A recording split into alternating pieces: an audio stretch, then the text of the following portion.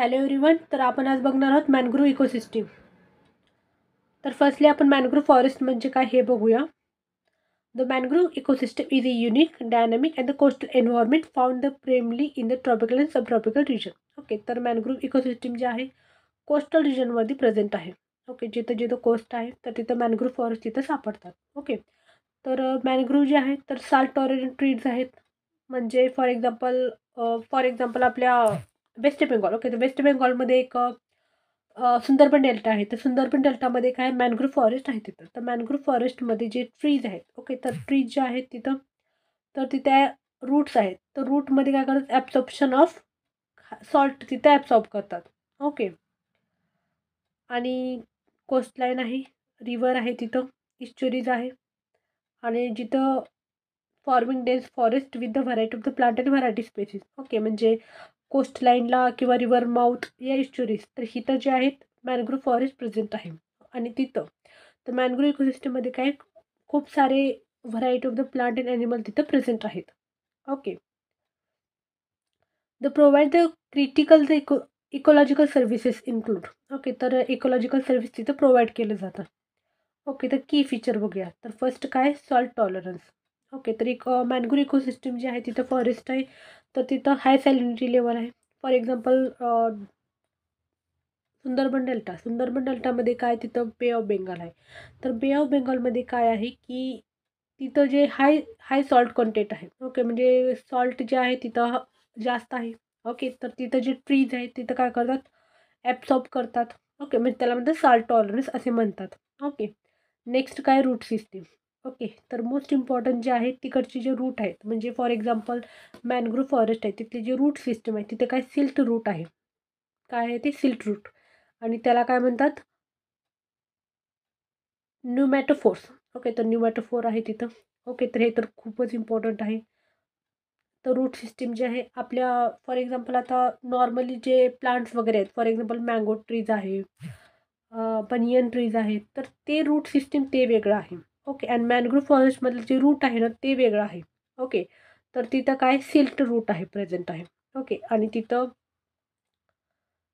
The provide the oxygen in the low oxygen environment. Okay, तर for example आता Sundarban delta आहेत. Sundarban delta waste बेंगॉलमध्ये आहे. तर वेस्ट बेंगॉलमध्ये जे आहे ना खूप सारे तिथं खूप सारे variety of the plants and animals आहेत. तर त्यांना ऑक्सिजन प्रोव्हाइड केलं जातं. ओके. ओके, तर नेक्स्ट आहे नर्सरी ग्राउंड. मॅनग्रोव्ह कशासाठी इम्पॉर्टंट आहे, तिथं ब्रीडिंग, खूप सारे ॲनिमल्स, खूप सारे व्हरायटी ऑफ द ॲनिमल्स आणि प्लांट्स तिथं आहेत. तर तिथं ब्रीडिंग केलं जातं. For example variety of the fish आहे तिथं, क्रस्टेरियन आहे, मोलस्कस आहे तिथं. ओके, तर खूप साऱ्या ॲनिमलला सपोर्ट केलं जातं. नेक्स्ट काय, बायोडायव्हर्सिटी. ओके, तर variety of the species present आहे. फॉर एक्झाम्पल खूप सारे बर्डच्या स्पेसीज वगैरे तिथं आहेत. आणि क्रॅब आहे, श्रिम्प आहे, तर स्मॉल फिश वगैरे ते जे आहेत ते बायोडायव्हर्सिटी तिथं आहे. नेक्स्ट काय आहे, कोस्टल प्रोटेक्शन, म्हणजे कोस्ट एरियाला प्रोटेक्ट करतो. तर मॅनग्रोव्ह जे आहे ते खूप इम्पॉर्टंट आहे. एक तर नॅचरल बॅरियर आहे, आणि कोस्टल इरोजनपासून ते प्रिव्हेंट केलं जातं.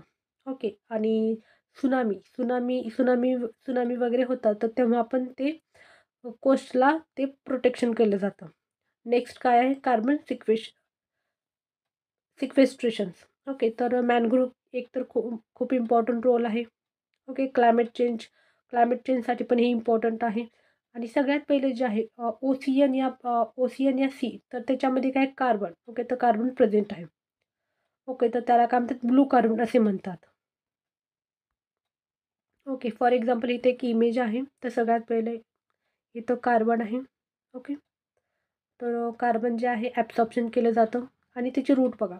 ओके, तर ह्या रूटला काय म्हणतात, सिल्ट रूट असे म्हणतात.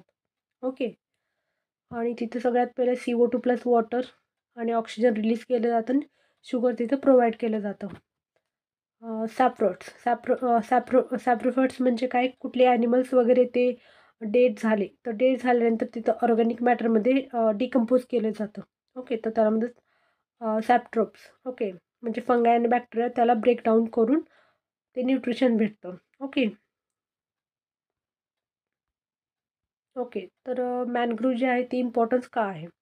तर फर्स्ट काय आहे एन्व्हायर्मेंटल.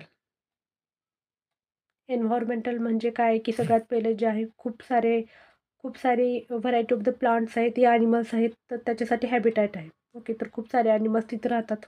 खूप सारे फिशेस वगैरे तिथं ब्रीडिंग करतात. ओके. तर त्याच्यासाठी इम्पॉर्टंट आहे आपल्यासाठी मॅनग्रोव्ह. आणि फ्लडिंग. ओके. तर फ्लडिंगपासून पण कोस्टल रिजनला काय केलं जातं? प्रिव्हेंट केलं जातं. ओके. नेक्स्ट काय इकॉनॉमिक. तर इकॉनॉमिक म्हणजे काय आहे की त्याच्यामध्ये फिशिंग केलं जातं. टुरिझम खूप सारे लोकं तिथं टुरिझम करतात. ओके. वॉटर स्पोर्ट वगैरे तिथं करू शकतात. नेक्स्ट आहे sustainable harvesting and the timber and the other product. Okay. आणि नेक्स्ट काय कल्चर अँड द सोशल. तर कल्चर अँड सोशलमध्ये काय आहे की मॅनग्रोव्ह जे आहे एकतर कल्चरल सिग्निफिकन्स आहे. ओके. नेक्स्ट तर थ्रेट काय-काय आहेत? ओके. तर नेक्स्ट बघूया आपण थ्रेट टू मॅनग्रोव्ह. तर फर्स्ट काय होतं डिफॉरेस्टेशन होत आहे. डिफॉरेस्टेशन म्हणजे काय आहे की सगळ्यात पहिलं जे मॅनग्रोव्ह आहे त्याला कट करत आहेत. तर ते ट्रीज वगैरे कट करून काय करतात तिथे ॲग्रिकल्चर करण्याचा प्रयत्न आहे. ॲक्वाकल्चर करत आहेत. ओके. श्रीम्प फार्मिंग करत आहेत. आणि तिथं अर्बन डेव्हलपमेंट जास्त होत आहे. तर ते थ्रेट आहे मॅनग्रोव्हसाठी. नेक्स्ट काय पोल्युशन. ओके. तर पोल्युशन तर खूप सारं आहे. फॉर एक्झाम्पल वॉटर पोल्युशन आहे, प्लास्टिक पोल्युशन आहे, इंडस्ट्रियल वेस्ट आहे. ओके. तर तिथं खूप सारे पोल्युशन होत आहे. तर मॅनग्रोव्हसाठी थ्रेट आहे. नेक्स्ट आहे क्लायमेट चेंज. ओके. तर क्लायमेट चेंज होत आहे. टेम्परेचर इन्क्रीज होत आहे. तर त्याच्यामुळं मॅनग्रोव्हसाठी थ्रेट आहे. नेक्स्ट काय आहे ओव्हर एक्सप्लॉटेशन. ओके. तर तिथं जे आहेत सगळ्यात पहिले लोकं ओव्हर फिशिंग करतात. ओके. तर ओव्हर फिशिंग करतात. ते पण लिमिटेड केलं पाहिजे. नेक्स्ट काय कन्झर्वेशन एफर्ट. तर कन्झर्वेशन एफर्ट काय केलं पाहिजे त्या मॅनग्रोव्ह फॉरेस्टला काय केलं पाहिजे प्रोटेक्ट केलं पाहिजे. नेक्स्ट आहे रिस्टोरेशन प्रोजेक्ट. ओके. तर प्रोजेक्ट वगैरे आपण म्हणजे गव्हर्नमेंट. ओके. तर गव्हर्नमेंट वगैरे तिथं काय करतात रिस्टोरेशन खूप सारे प्रोजेक्ट वगैरे स्टार्ट करतात. ओके. नेक्स्ट काय सस्टेनेबल मॅनेजमेंट. तर सगळ्यात पहिलं सस्टेनेबल मॅनेजमेंट केलं पाहिजे. ओके. तर त्याचा कन्झर्व्ह केलं पाहिजे आणि इकॉनॉमिक नीड आहे आपल्यासाठी इम्पॉर्टंट आहे. ओके. फॉर एक्झाम्पल आपण तिथं प्लास्टिक वगैरे तर ते तर आपण यूज करायलाच नको आहे. ओके. तर हे तर आपण करू शकतो. So thank you. आपला टॉपिक कंप्लीट झालेला आहे.